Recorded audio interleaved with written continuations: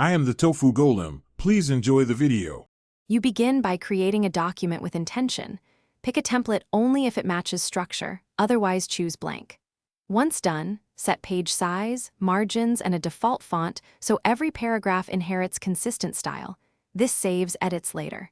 Make sure rulers and grid are visible to align elements precisely. Now place a title and one heading block. Use the format pane to lock styles. These first steps establish predictable formatting and prevent layout rework as you build content. Next, organize content using styles and structural objects so editing stays fast. Apply paragraph styles for headings, body text, and captions.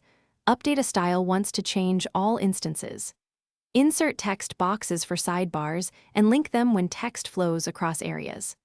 Add images, set wrap to inline or around, then group with captions so they move together. Use columns or tables for layout-heavy pages, and save master objects to reuse consistent headers or footers.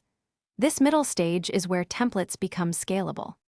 To finish, proof the entire document in Print Preview and fix line breaks, hyphenation and spacing so prints match screen.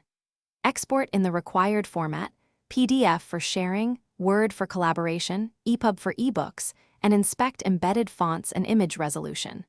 Make sure links and metadata are correct.